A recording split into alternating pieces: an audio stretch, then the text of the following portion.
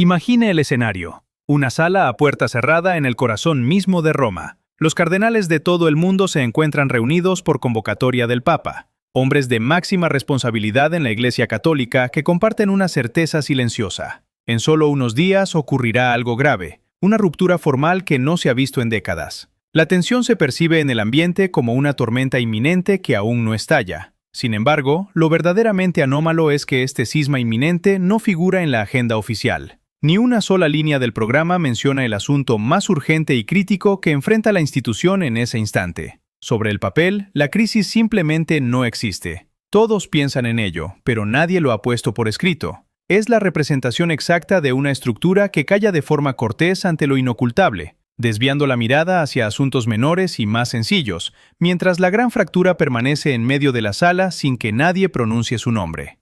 Este silencio sepulcral domina el aula vaticana hasta que un hombre decide romper la norma. Un cardenal, al llegar su turno de hablar libremente, se niega a esquivar la realidad y nombra el conflicto directamente ante la asamblea. Sus palabras, pronunciadas en unos pocos minutos, constituyen el eje de esta investigación. Cabe precisar, bajo un estricto principio de honestidad, que al tratarse de un encuentro confidencial y cerrado, este testimonio ha salido a la luz porque alguien dentro de esa sala tomó la decisión consciente de no mantenerlo oculto, considerando que la verdad no debía permanecer sepultada tras los muros vaticanos. A partir de este hecho, la trama se teje a través de líneas conductoras precisas. Las palabras exactas del cardenal al confrontar la crisis, los motivos por los cuales su intervención fue completamente omitida en los registros oficiales y la realidad de aquellas verdades incómodas que las instituciones prefieren no registrar en sus actas. Para comprender la magnitud del quiebre, es necesario retroceder en la cronología y examinar el origen de la fractura. En el centro del conflicto se encuentra la Sociedad de San Pío X, conocidos también como los lefebristas. Esta comunidad de sacerdotes nació de una herida histórica tras las transformaciones del Concilio Vaticano II en la década de 1960, cuando la misa tradicional en latín, celebrada durante siglos con el sacerdote de frente al altar, fue sustituida por la liturgia en lenguas vernáculas y de cara a los fieles. Si bien muchos acogieron el cambio, otros sintieron la pérdida de lo sagrado. El arzobispo francés Marcel Lefebvre lideró a quienes buscaban preservar la antigua tradición y fundó la sociedad en 1970. El apego a esta liturgia histórica representa un valor real y legítimo para muchos fieles. La verdadera crisis institucional no radica en la misa antigua, sino en los acontecimientos que se desencadenaron posteriormente.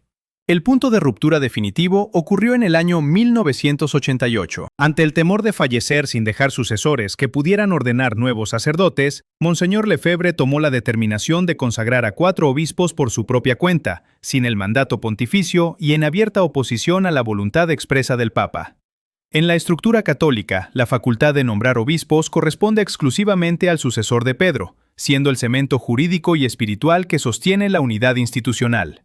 Aquel acto fue declarado cismático por el Papa Juan Pablo II, trayendo consigo las excomuniones automáticas. Ahora, casi 40 años después, la historia se encamina a repetirse exactamente en el mismo lugar, la localidad suiza de Econ. La sociedad ha programado para el próximo 1 de julio la consagración de 4 nuevos obispos sin mandato papal, entre los que se incluye al estadounidense el padre Michael Goldaith. Se trata de un eco deliberado de los hechos de 1988 en el mismo territorio, cuya consecuencia legal es la excomunión automática y la consumación de una ruptura formal.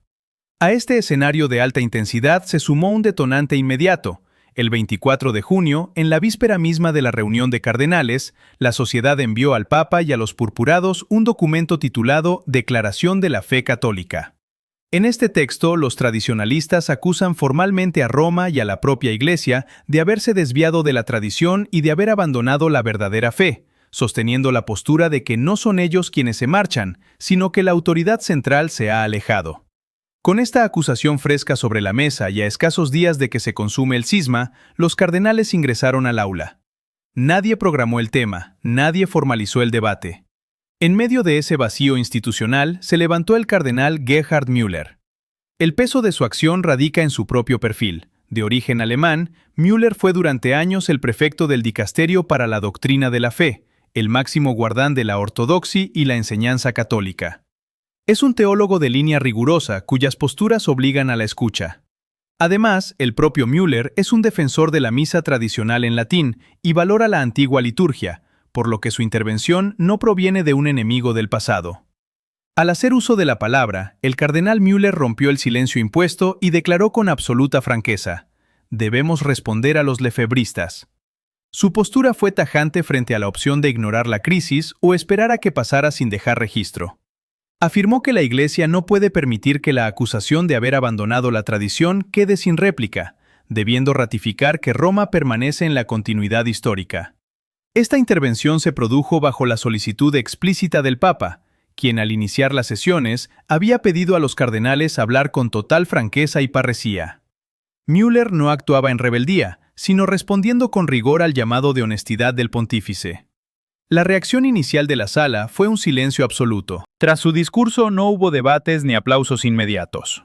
Sin embargo, al concluir la sesión, diversos cardenales de distintas tendencias expresaron en privado su respaldo y gratitud hacia Müller por haber verbalizado el conflicto que todos eludían. Parecía un momento de clarificación conceptual dentro de la crisis. Pero la contradicción del sistema no tardó en manifestarse. Cuando la oficina de prensa de la Santa Sede publicó el resumen oficial diario del encuentro confidencial, las palabras del cardenal Müller no aparecían por ninguna parte. Habían sido omitidas por completo del registro que el mundo exterior aguardaba. La declaración más relevante y urgente de la jornada quedó borrada de la narrativa oficial, abriendo una profunda interrogante sobre los mecanismos de control de la información dentro de la jerarquía vaticana. Si la institución decidió omitir oficialmente la advertencia del máximo guardián de la doctrina sobre un cisma inminente, ¿cómo logró este testimonio romper el cerco del anonimato? ¿Y qué consecuencias tendrá para la Iglesia que la verdad oficial difiera tan drásticamente de lo ocurrido a puerta cerrada? La desaparición de las palabras del cardenal Gerhard Müller del resumen oficial emitido por la oficina de prensa de la Santa Sede marca el punto exacto donde la fachada institucional se quiebra. Los periodistas, los fieles y el mundo exterior dependían en exclusiva de esos comunicados confidenciales para asomarse a lo que ocurría detrás de las puertas cerradas en el corazón de Roma. La discrepancia es absoluta. El registro escrito calla, mientras el aula vaticana procesa en secreto la inminente fractura litúrgica y doctrinal. Este vacío documental plantea una contradicción profunda. No existen pruebas de un acto deliberado de censura o borrado intencional para silenciar al purpurado alemán, y la investigación evita caer en la narrativa fácil del complot. Sin embargo, la realidad objetiva revela un fenómeno más complejo que cualquier conspiración. El hecho de que la intervención de Müller haya trascendido públicamente a través del periodista Nico Spuntoni en el periódico italiano Il Giornale, confirmada luego por otros medios católicos respetados, demuestra que un testigo dentro de la sala decidió romper la reserva. Alguien consideró que la verdad expuesta no podía quedar sepultada bajo el formalismo del silencio burocrático, permitiendo que una conciencia individual vulnerara la opacidad del sistema. Este quiebre revela una dinámica recurrente en las estructuras de poder, ya sea en la Iglesia, en gobiernos, empresas o familias. La tendencia a omitir de las actas oficiales las realidades más complejas y dolorosas. Pero el texto fuente establece una premisa psicológica fundamental. Una verdad pronunciada en voz alta no se desvanece por el hecho de no ser registrada en papel.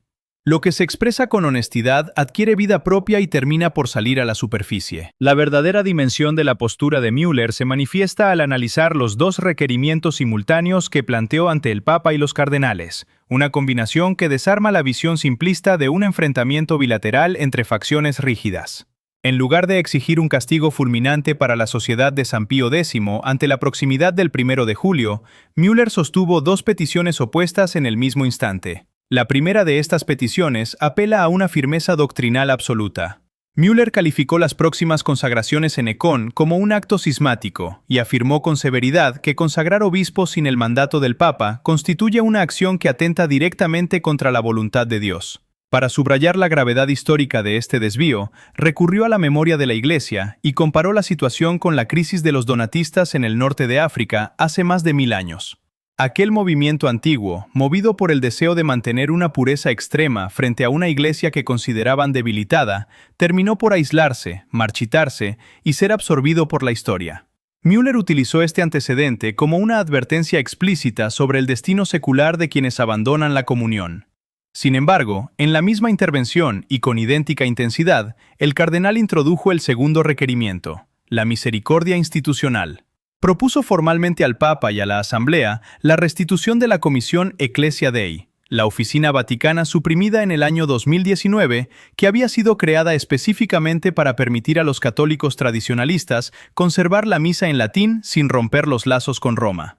Müller exigió reconstruir este puente administrativo para asegurar que, cuando los lefebristas consumen su separación y algunos de ellos decidan en el futuro regresar a la unidad, encuentren una estructura de acogida dispuesta y un canal de retorno habilitado. Con esta propuesta, el exfecto de la doctrina de la fe no actuó como un juez inflexible, sino que diseñó activamente una puerta de acceso para los mismos hombres que se disponían a marchar, entrelazando la rigidez de la verdad teológica con la previsión de un retorno factible.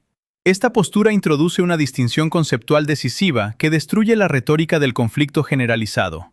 Müller separó de manera tajante el amor por la liturgia tradicional en latín del rechazo a la autoridad del sucesor de Pedro.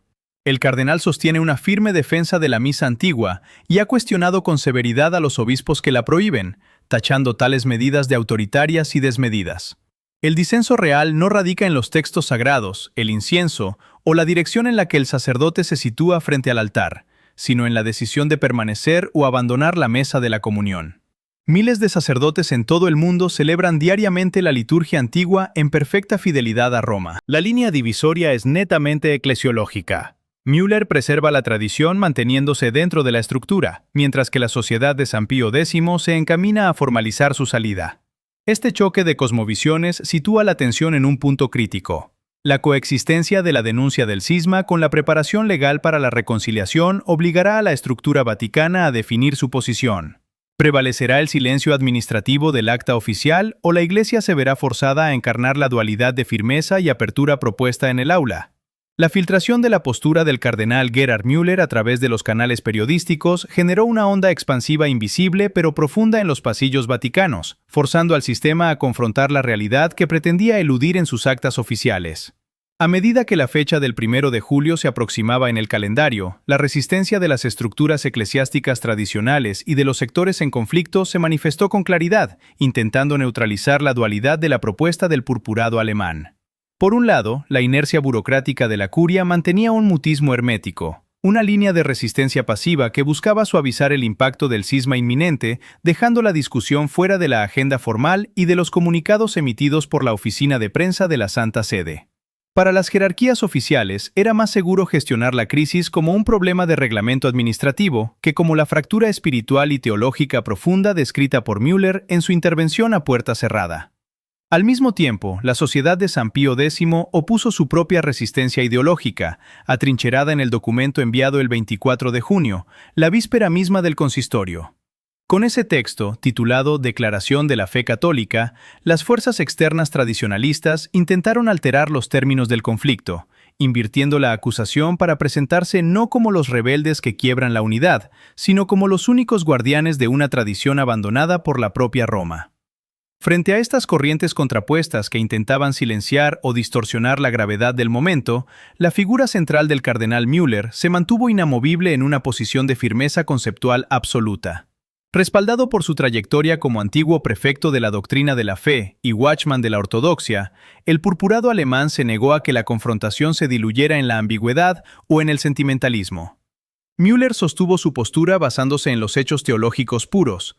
La consagración de obispos sin mandato papal en Econe no era un simple desacuerdo formal sobre la liturgia antigua, sino un acto cismático consumado que operaba directamente en contra de la voluntad de Dios y que amenazaba el cemento que sostiene a toda la Iglesia católica desde el sucesor de Pedro. Su firmeza no se ablandó ante la inminencia del evento. Por el contrario, al comparar históricamente a los lefebristas con los antiguos donatistas del norte de África, dejó en claro el peligro real de marchitarse en el aislamiento por perseguir una pureza separada de la comunión eclesial. Esta determinación intelectual colocó a Müller en una posición de máxima tensión con el entorno circundante, pues su llamado simultáneo a la verdad estricta y a la creación de una puerta de misericordia a través de la restitución de la Comisión Ecclesia Dei chocaba tanto con el rigorismo de los que se marchaban como con la rigidez de las facciones modernistas que preferían cerrar la puerta definitivamente y aplicar la excomunión como un punto final. La tensión psicológica e institucional alcanzó su punto álgido en las horas previas al 1 de julio. El aula de cardenales permanecía en un silencio tenso tras escuchar los argumentos de Müller, un silencio que en privado se fragmentaba en expresiones de alivio y coincidencia por parte de purpurados de todo el espectro eclesiástico, quienes agradecían la valentía de haber nombrado al elefante en la sala, pero que en público preferían no romper el orden establecido. La escena quedó suspendida en este equilibrio inestable, un papa que había solicitado honestidad y candor, un guardián de la fe que había entregado esa dura verdad con precisión quirúrgica, y un aparato institucional que intentaba digerir que se hubiera diseñado un puente de retorno para los mismos hombres que estaban a punto de consumar su separación. La expectativa mundial se concentraba ahora en la pequeña localidad suiza de Econ, donde los preparativos para la consagración del estadounidense, el padre Michael Goldade, y los otros 3 obispos avanzaban de forma irreversible, colocando a la iglesia entera al borde del precipicio de una excomunión automática y forzando la pregunta decisiva de cómo reaccionaría el sistema cuando el acto cismático se hiciera público ante los ojos del mundo. La tensión acumulada en el aula vaticana estalla en el plano conceptual cuando el cardenal Gerhard Müller ejecuta el acto definitivo que altera las reglas del juego institucional, la proclamación abierta y directa de la crisis oculta ante el Papa y el colegio cardenalicio.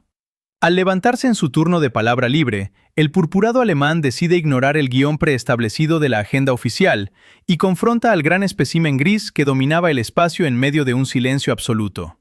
Sus palabras cortan la atmósfera densa del aula con la precisión de un manifiesto doctrinal y pastoral. Müller no se limita a constatar la inminencia del 1 de julio en Econe, o la gravedad de la ordenación del padre Michael Goldade y los demás obispos sin mandato pontificio. Realiza una intervención que redefine los términos éticos de la discusión, exigiendo una respuesta firme frente a la declaración de la fe católica enviada por la Sociedad de San Pío X el 24 de junio, y demandando simultáneamente la reinstauración de la Comisión Ecclesia Dei. Esta proclamación se vive en el recinto con una densidad psicológica abrumadora. La fuente detalla que la reacción inmediata del espacio es un silencio completo y sepulcral. No hay aplausos protectores ni réplicas airadas de los sectores opuestos. El peso de la sala se mide en las pausas prolongadas que siguen a cada una de sus afirmaciones. Los rostros de los hombres más importantes de la Iglesia Católica, congregados en esa reunión confidencial a puerta cerrada, reflejan el impacto de escuchar pronunciado en voz alta aquello que todos sabían pero que nadie había osado poner por escrito. La atmósfera del entorno físico cambia, tornándose pesada bajo el efecto de una franqueza que la estructura burocrática no acostumbra registrar en sus actas oficiales. Los microdetalles de la escena revelan la incomodidad del sistema. Miradas que evitan el contacto directo, respiraciones contenidas y una quietud total que saluda las palabras del antiguo prefecto de la doctrina de la fe, mientras desmonta la ilusión de que el problema no existe en el papel. El impacto profundo de este discurso radica en su capacidad para arrancar las máscaras institucionales y dejar al descubierto las contradicciones fundamentales de la maquinaria eclesiástica. Al exigir claridad frente a la acusación lefebristas de que Roma ha abandonado la tradición, y al proponer al mismo tiempo un canal formal de misericordia para el retorno de los separados, Müller expone las deficiencias de un sistema rígido que prefiere el silencio administrativo o la aplicación ciega del castigo punitivo antes que lidiar con la complejidad de la realidad humana. La proclama del cardenal despoja a la institución de sus fachadas oficiales de falsa paz, demostrando que la prudencia formal a menudo no es más que miedo disfrazado y que las actas oficiales que omiten lo incómodo fracasan en contener la vitalidad de la verdad. Esta acción irreversible devuelve el valor central a la experiencia humana viva y a las conciencias individuales dentro de la estructura colectiva. Al actuar bajo la petición expresa del Papa, quien solicitó candor y honestidad sin condescendencias, Müller ejemplifica que la verdadera fidelidad no consiste en la sumisión al silencio corporativo, sino en el valor de sostener la verdad y la compasión al mismo tiempo. El efecto de su manifiesto persiste con fuerza una vez concluida la sesión. Tras el silencio oficial del aula, la fuente registra que cardenales de todo el espectro teológico y de diversas tendencias se acercan en privado para manifestar su alivio y coincidencia. La máscara del formalismo burocrático se quiebra definitivamente cuando el registro escrito de la oficina de prensa calla, y no obstante, la verdad encuentra su camino hacia el exterior a través de la determinación de una conciencia que se niega a permanecer sepultada, dejando al sistema expuesto ante la evidencia de que una verdad pronunciada con honestidad ya posee una vida propia e indestructible. La resonancia de lo ocurrido en aquella sala confidencial en Roma se extiende de manera irreversible a lo largo del tiempo, proyectándose desde las estructuras más altas del sistema hasta la intimidad de la vida cotidiana. La omisión deliberada o accidental en el resumen de la oficina de prensa de la Santa Sede pierde relevancia frente a la fuerza del hecho consumado, la verdad sobre la intervención del cardenal Gerhard Müller y la inminencia de la crisis litúrgica ha sido revelada al mundo exterior a través del trabajo de Nico Spuntoni en Il Giornale. Esta filtración genera una consecuencia conceptual profunda y duradera dentro de la Iglesia y la sociedad, demostrando de forma práctica que las verdades incómodas que las instituciones prefieren no escribir en sus actas oficiales no desaparecen por el silencio del papel.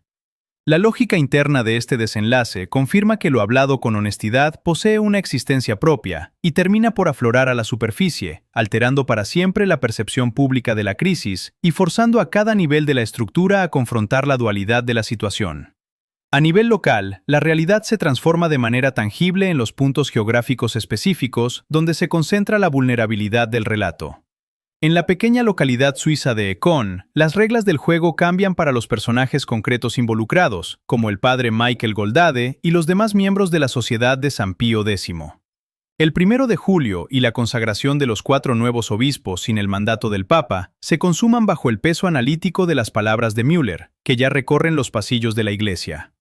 Las consecuencias legales de la separación formal y la excomunión automática se aplican con toda la firmeza técnica requerida, pero el entorno en el que ocurren estos hechos ya no es el de un castigo punitivo sin salida. La propuesta simultánea de restablecer la Comisión Ecclesia Dei introduce una modificación práctica en el tablero eclesial, la creación de un canal institucional específico y una puerta abierta para el retorno. Así, para los sacerdotes y fieles que experimentan el temor y la pérdida de lo sagrado tras los cambios litúrgicos históricos del Concilio Vaticano II en la década de 1960, la realidad deja de ser una batalla simple entre ganadores y perdedores. La distinción del cardenal alemán se vuelve un hecho operativo. Es posible conservar un amor profundo y real por la antigua misa en latín de los abuelos sin necesidad de rechazar la autoridad del sucesor de Pedro y abandonar la mesa de la comunión. El desenlace de esta crónica institucional y humana conduce la narración de regreso al espacio íntimo y personal, desde el cual se originó toda la tensión. Más allá de los debates doctrinales en Roma, de las consagraciones sin permiso en Suiza o del conflicto administrativo en las actas vaticanas, la historia se reduce a la experiencia viva de las personas en sus propios entornos cotidianos. La investigación institucional se transforma en un espejo directo de la realidad doméstica. La dinámica del silencio eclesiástico es la misma dinámica que rige en las mesas familiares, en los hogares y en los lugares de trabajo, donde un gran espécimen gris e inocultable permanece en medio de las habitaciones sin que nadie se atreva a pronunciar su nombre. El final de este recorrido se asienta en una calma profunda y serena, despojada de patetismo o juicios superficiales. La conclusión existencial obligada que se deriva del análisis de la fuente es que la aparente paz que se sostiene mediante el ocultamiento y la cortesía sistemática no es paz real, sino un proceso lento que destruye las estructuras desde el interior, permitiendo que lo no dicho se corrompa en la oscuridad. La lección definitiva que deja este acontecimiento es la necesidad de una dualidad perfecta ante los quiebres de la vida.